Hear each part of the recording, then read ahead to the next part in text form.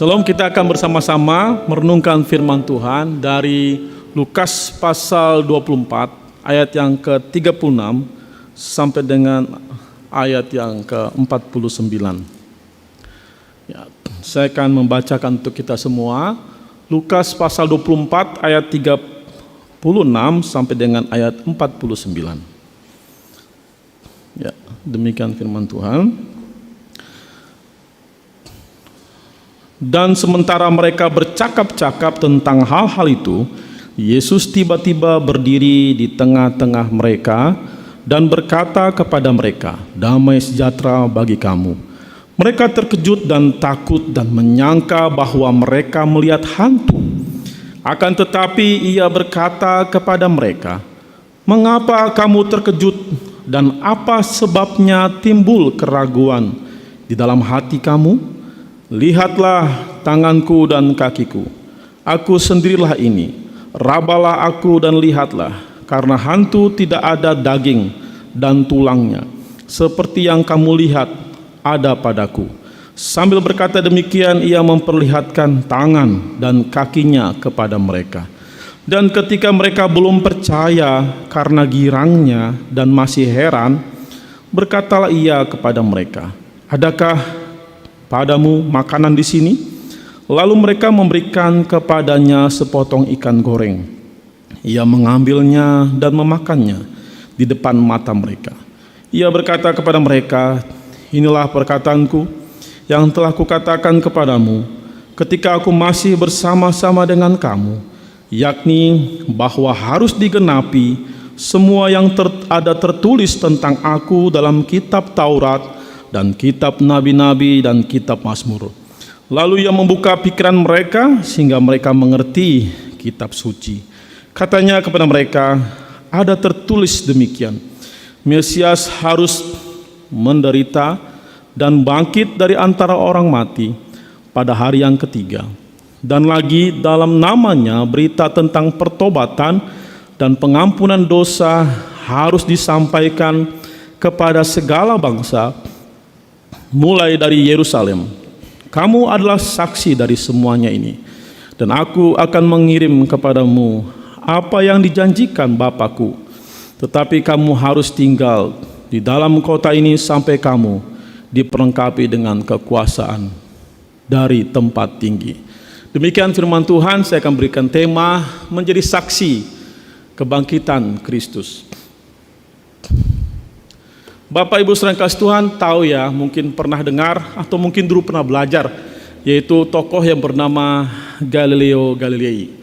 Kita tahu bahwa dia setelah menyempurnakan teleskop, maka ia mampu membuktikan bahwa bumi ini bulat dan bahwa mataharilah yang menjadi pusat tata surya, bukan bumi ya. Namun pemahamannya atau pendapatnya atau pandangannya tersebut itu bertentangan dengan masyarakat pada umumnya saat itu. Ya, jadi tidak bisa menerima pemahaman atau pandangan Galileo Galilei.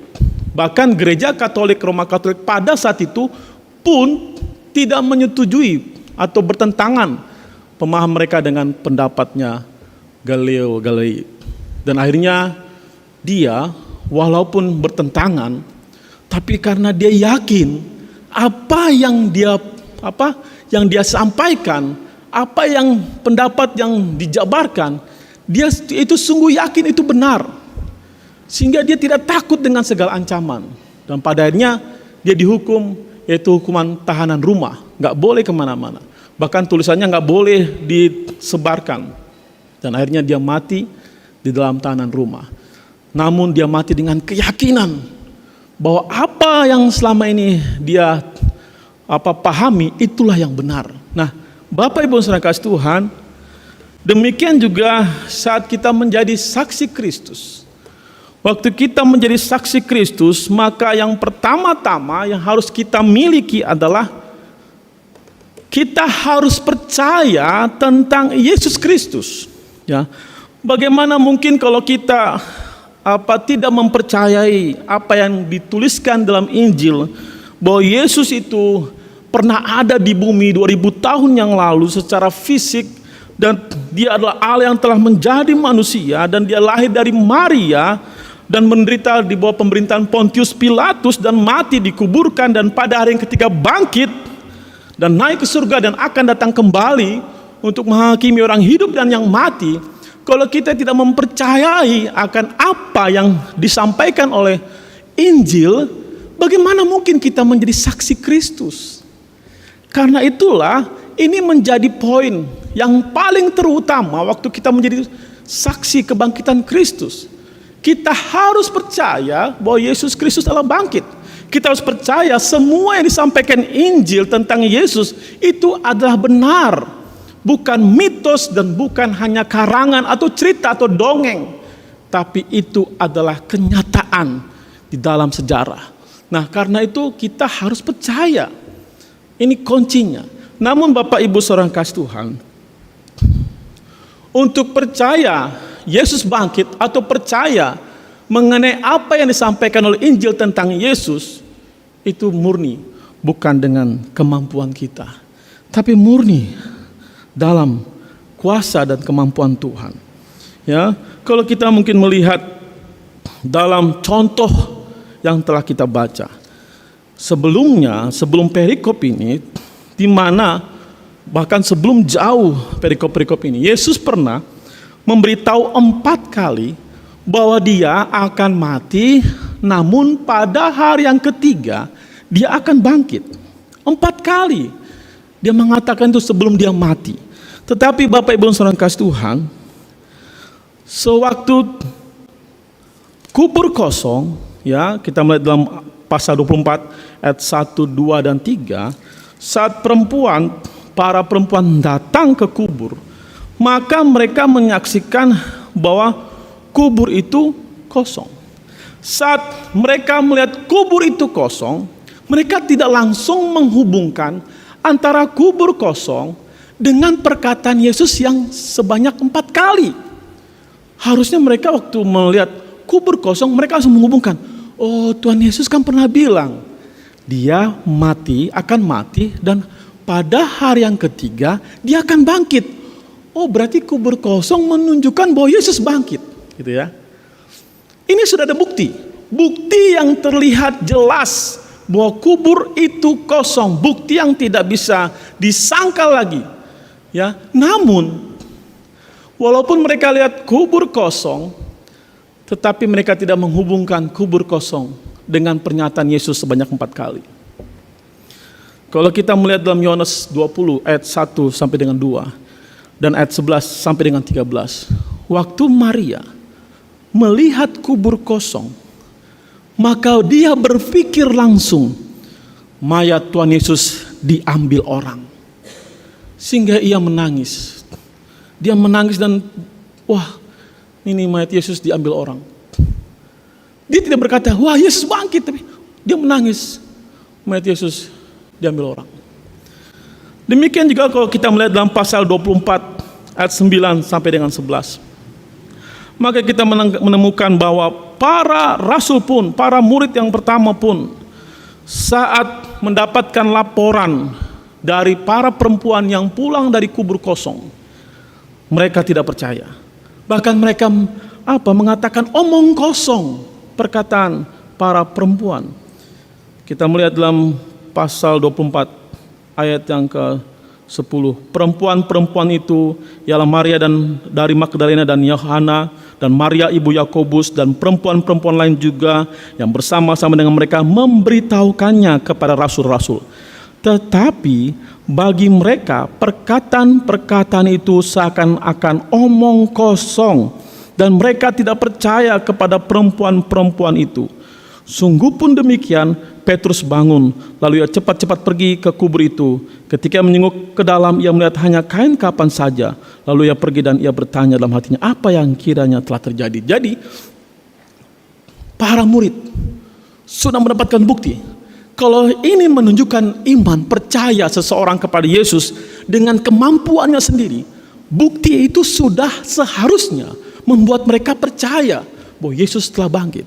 Tetapi justru para perempuan yang telah melihat kubur kosong dan menceritakan itu kepada para rasul tidak percaya. Bahkan Petrus pun waktu dia mendengarkan laporan daripada para perempuan, dia langsung pergi memang ke kubur kosong. Tetapi apakah dia percaya?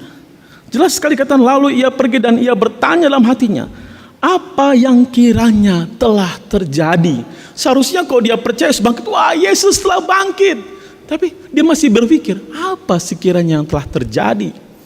Nah, menurut seorang ahli Perjanjian Baru, dan juga bukan cuma ahli, dia orang yang sukanya mempelajari dan memperdalami kepercayaan dan kebudayaan orang-orang Israel di zamannya Tuhan Yesus, maka dia menuliskan dalam satu buku The Resurrection of the Son of God, atau Kebangkitan Anak Allah.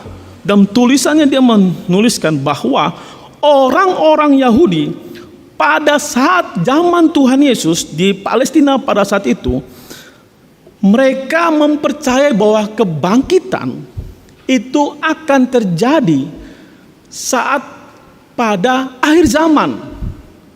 Namun di pertengahan zaman tidak pernah ada kebangkitan dan tidak mungkin ada kebangkitan. Itu pemahaman orang Yahudi pada saat itu. Dan kalau kita bandingkan juga dengan pernyataan Marta saat Tuhan Yesus berkata kepada Marta, saudaramu akan bangkit. Tapi apa respon Marta? Apa sanggahan Marta? Marta berkata, aku tahu bahwa ia akan bangkit pada waktu orang-orang bangkit pada akhir zaman. Nah, jadi ini menjelaskan bahwa pemahaman orang Yahudi saat itu, kebangkitan tidak akan pernah terjadi di pertengahan zaman. Di akhir zaman ya itu akan terjadi. Karena itulah para rasul, para murid Tuhan Yesus melihat bukti yang jelas kubur kosong, ya, dan kain kafan ada di situ. Mereka tidak bisa berpikir dan percaya bahwa Yesus telah bangkit. Tidak bisa percaya bahwa kubur kosong itu adalah Yesus bangkit. Nah, Bapak Ibu saudara kasih Tuhan, dan akhirnya bagaimana akhirnya mereka percaya? Kalau kita melihat begini, mereka bisa jadi percaya karena Tuhan yang mengusahakan, Yesus yang mengusahakan. Dan waktu Yesus datang, ini sudah jelas kembali bahwa mereka ragu dan mereka nggak percaya Yesus bangkit. Waktu Yesus datang di tengah-tengah mereka, apa respon mereka? Wih, hantu. Yesus dipikir hantu. Tapi Yesus menyatakan diri, loh ini aku, lihat. Dia nyatakan, Bapak dia beritahu atau dia kasih tahu bekas-bekas lukanya. Terus saya untuk meyakinkan mereka lagi, ayo mana ada ikan, ada makanan. Terus dikasihkan, terus ikan itu dimakan di depan mata mereka. Untuk menunjukkan bahwa Yesus itu benar-benar bangkit. Dan akhirnya dengan usaha Tuhan Yesus, para murid akhirnya percaya Yesus bangkit. Jadi bukti tidak bisa membuat orang percaya. Bukti-bukti yang begitu melimpah dalam Perjanjian Baru tentang kebangkitan Yesus, tentang keberadaan Yesus, bahkan Injil ini pun saat diselidiki dan disandingkan dengan dokumen-dokumen yang lama, maka Injil ini sangat memenuhi standar sebagai dokumen yang sangat dapat dipercaya. Tetapi bukti-bukti yang disampaikan oleh Injil tidak bisa membuat kita percaya. Semua karena pertolongan Roh Kudus, pertolongan Allah. Nah, karena itu kalau kita melihat lagi, di mana mereka pun akhirnya bisa memahami apa yang disampaikan oleh Tuhan Yesus, bukti yang telah ditunjukkan oleh Tuhan Yesus dan mereka percaya. Itu pun karena Tuhan Yesus kita bisa melihat di dalam ayat 45. Lalu ia membuka pikiran mereka sehingga mereka mengerti kitab suci. Bapak Ibu saudara kasih Tuhan, ada contoh seorang profesor Perjanjian Baru yaitu Bruce Metzger dan muridnya Bart Ehrman. Bruce Metzger ini orang yang bisa katakan memang kerjaannya itu menyelidiki Perjanjian Baru, bahkan menyelidiki teks-teks kuno Perjanjian Baru. Ya, dia adalah orang yang ahli dalam Perjanjian Baru. Saat dia diwawancarai oleh Lee Strobel bertanya kepada Bruce Metzger, kesarjanaan tidak menipiskan iman Anda? Apa jawab Bruce Metzger? Sebaliknya, itu telah membangun saya. Saya telah menggali ke dalam teks Perjanjian Baru. saya telah mempelajari teks Perjanjian Baru secara menyeluruh, dan kini saya tahu dengan yakin bahwa kepercayaan saya kepada Yesus telah ditempatkan dengan benar, ditempatkan dengan sangat benar. Itu kata Bruce Mesker.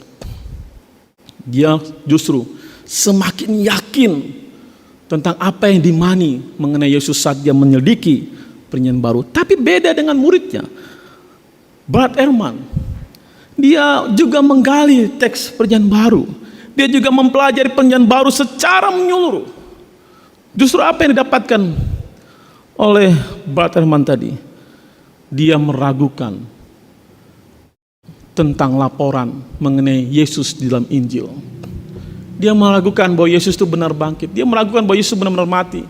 Dia meragukan semua bukti dalam Alkitab. Bahkan justru bukti-bukti yang di Alkitab itu justru ditafsirkan ulang oleh dirinya, dan menunjukkan bahwa bukti-bukti itu menunjukkan bahwa Yesus tidak pernah mati dan tidak pernah bangkit. Coba bayangin, dua orang sama-sama menggali Perjanjian Baru. Satu mengatakan justru imanku semakin mantap. Satu mengatakan bahwa Yesus itu bukan Tuhan. Sama-sama menggali. Kenapa demikian? Karena bukti-bukti di Alkitab ini bisa membuat kita percaya Yesus telah bangkit. Itu adalah karya Tuhan dan bukan karya manusia. Namun Bapak Ibu Saudara kasih Tuhan, bukan berarti bahwa bukti-bukti di Alkitab ini tidak kita butuhkan. Kalau bukti-bukti di Alkitab ini tentang Yesus bangkit tidak kita butuhkan, maka penulis Injil tidak akan melaporkan, tidak akan pernah menuliskan. Tapi karena mereka melihat ini bukti ini adalah penting dan memang adalah peristiwa sejarah, maka mereka menuliskan apa adanya yang telah terjadi di dalam diri Yesus. Maka dia menuliskan itu semua. Dan maka kita melihat bahwa bukti-bukti ini adalah peristiwa yang nyata. Dan mengapa ini juga kita butuhkan? Karena iman kita bukanlah berdasarkan atau berdiri atas sesuatu cerita mitos. Kalau iman kita di atas bukan kisah nyata, tapi berdasarkan cerita mitos atau cerita karangan manusia, maka akan terjadi keselamatan kita yang dijanjikan Tuhan Yesus melalui kematian dan kebangkitannya, itu pun menjadi omong kosong dan bukan kenyataan, tetapi apa? Cuma mitos dan cerita kosong. Ya, maka pengharapan tentang kedatangan Tuhan Yesus yang kedua kali untuk menjemput kita orang-orang pilihannya pun menjadi hanya omong kosong. Tapi karena bukti-bukti yang dinyatakan oleh Injil itu adalah kisah nyata, maka janji dia pun tentang keselamatan melalui salib dan melalui kebangkitan itu juga nyata. Dan janji dia untuk datang kedua kali itu pun adalah bukan omong kosong tapi nyata. Karena itulah iman Kristen, iman yang bukan berdiri di atas cerita bohong, tapi berdiri di atas cerita nyata, kisah nyata. Nah, karena itu maka bukti pun harus kita butuhkan. Karena itu membuktikan bahwa iman kita adalah iman berdasarkan kebenaran. Nah, tetapi selain itu, selain kita membutuhkan bukti, bahwa bukti itu menunjukkan bahwa iman kita berdiri di atas kebenaran, yang selanjutnya juga untuk menunjukkan bahwa iman kita, maksud saya untuk mendorong kita atau menjadi saksi, yaitu saksi dalam apa yang kita saksikan. Nah ini ya, kita harus mengerti apa yang mau kita sampaikan, apa yang mau disampaikan. Jadi bukti-bukti tentang Yesus telah bangkit dan juga penjelasan yang kita jelaskan mengapa dia harus mati, mengapa harus bangkit, itu juga menjadi bahan kita untuk kita meyakinkan dan kita sampaikan kepada orang lain. Kalau kita menjadi saksi tapi kita nggak tahu apa yang mau kita sampaikan, loh kita mau sampaikan apa? Kita mau jelaskan apa kepada orang waktu kita menjadi saksi? Ya kan? Nah, karena itu kita harus punya sesuatu yang kita saksikan. Nah, bukti-bukti tentang kebangkitan Yesus itu bisa kita pakai untuk menjelaskan Yesus itu benar-benar sudah bangkit, gitu ya. Kita memang akan berbenturan dengan orang-orang liberal, gereja-gereja di gereja liberal yang mengatakan bahwa Yesus itu nggak pernah mati, Yesus itu cuma pingsan, waktu dikubur kenapa dia dikasih rempah-rempah yang begitu banyak. Rempah-rempah itu tujuannya supaya bisa memulihkan kesakitannya, memulihkan atau mengobati segala luka-lukanya, sehingga pada hari yang ketiga dia sudah sehat kembali, kuat kembali, dan ada kerjasama dengan Pontius Pilatus, sehingga Pontius Pilatus menyuruh orang untuk membuka batu tadi. Dan ini Yesus keluar. Kalau Yesus keluar, maka datang para murid melihat, loh kok sudah kosong kuburnya, gitu ya. Jadi ada kerjasama antara Pontius Pilatus dengan Yesus. Karena Pontius Pilatus sudah tahu bahwa dia ini nggak boleh dihukum. Kan ingat ya, waktu dia mau waktu orang bilang salibkan dia. Pontius Pilatus tidak rela menyalibkan Yesus. Dia pun sudah diperingati oleh istrinya, jangan macam-macam sama orang ini. Jadi ada kerjasama. Jadi bisa katakan justru ada orang-orang yang mengatakan demikian. Tapi kubur kosong itu sudah menjadi bukti bahwa Yesus bangkit.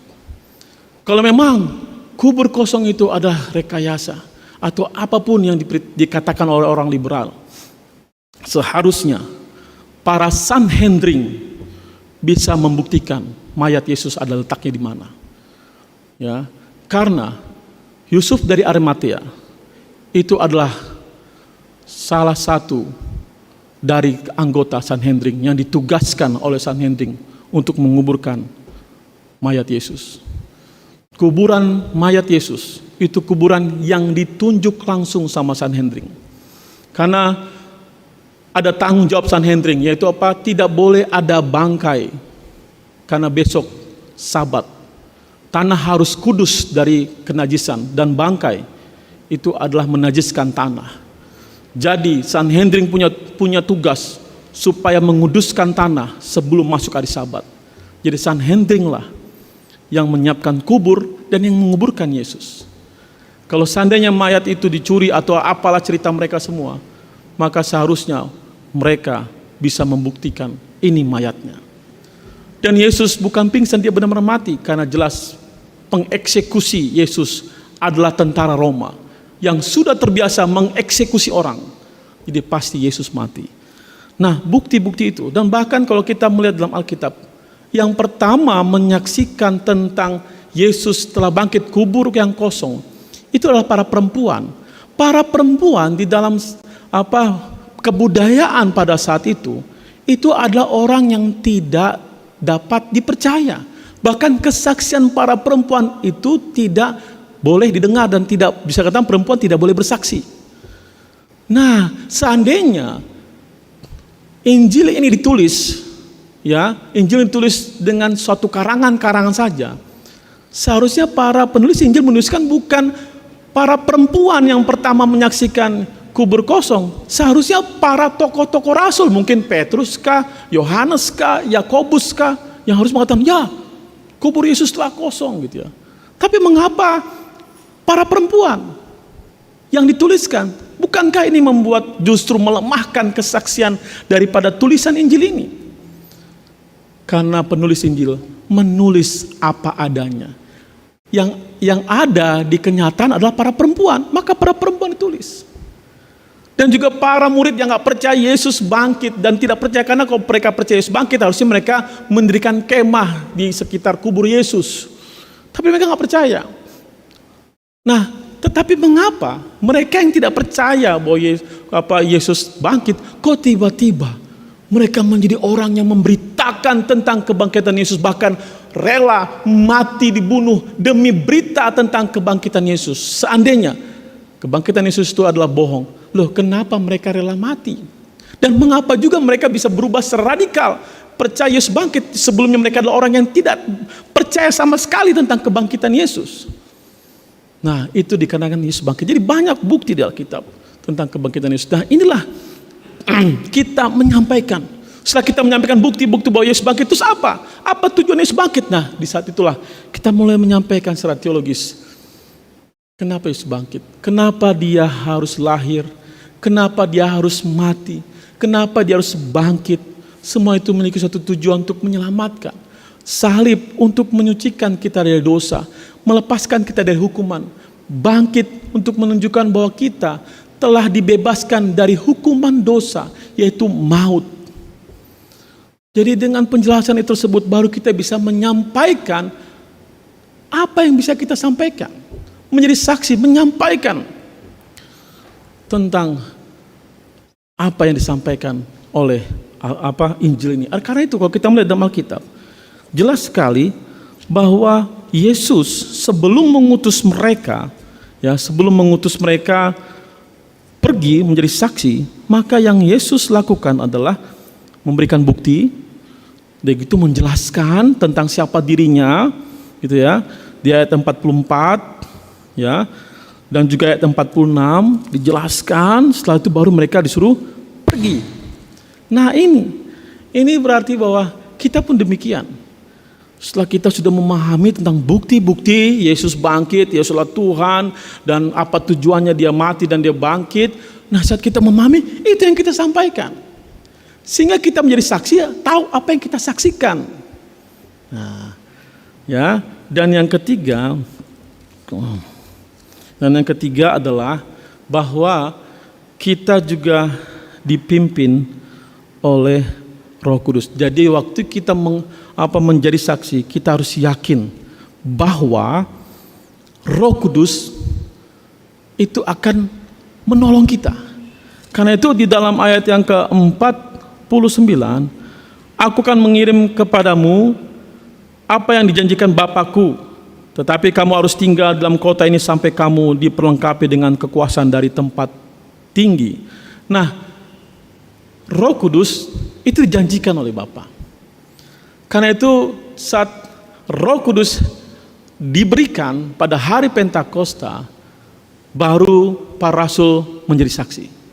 Nah, hari Pentakosta itu adalah momentum, peristiwa yang sekali untuk seterusnya, di mana saat itulah janji tentang pencurahan Roh Kudus, di mana Yesus juga pernah berjanji dalam Yohanes pasal yang ke-14, di mana dia akan memberikan Roh Kudus, Roh penolong yang lain.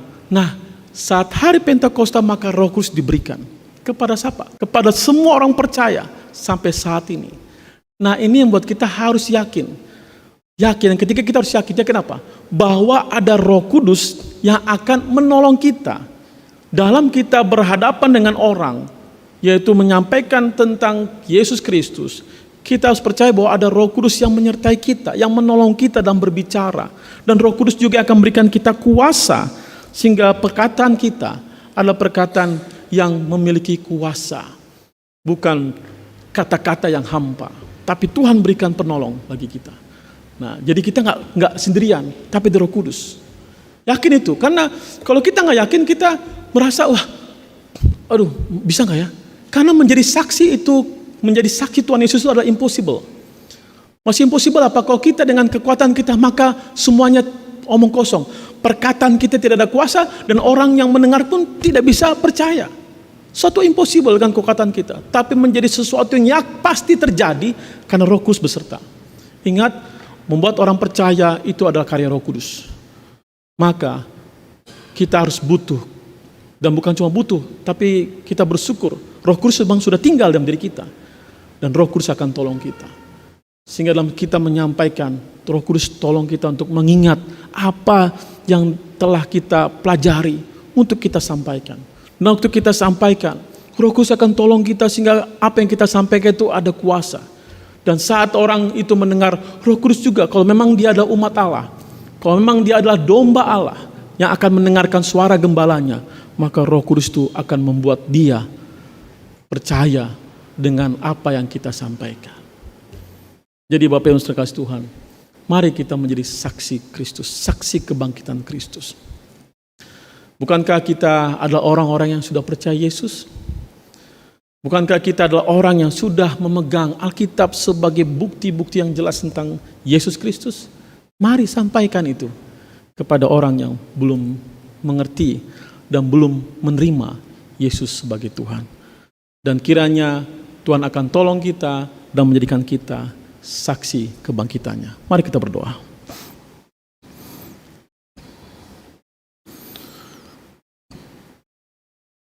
Kembali kami datang padamu Tuhan, kami ucap syukur karena Tuhan sangat mengasihi kami. Tuhan memelihara dan memberkati kami melalui firman-Mu. Nah itu biarlah firman-Mu yang telah kami dengarkan membuat kami terus terdorong oleh keinginan, kemauan, kerinduan, semangat untuk memberitakan tentang diri-Mu ya Tuhan.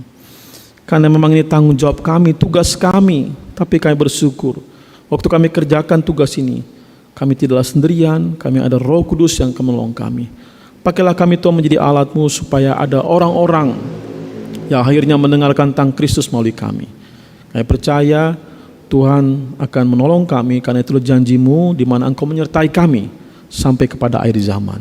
Dalam nama Yesus kami berdoa. Amin.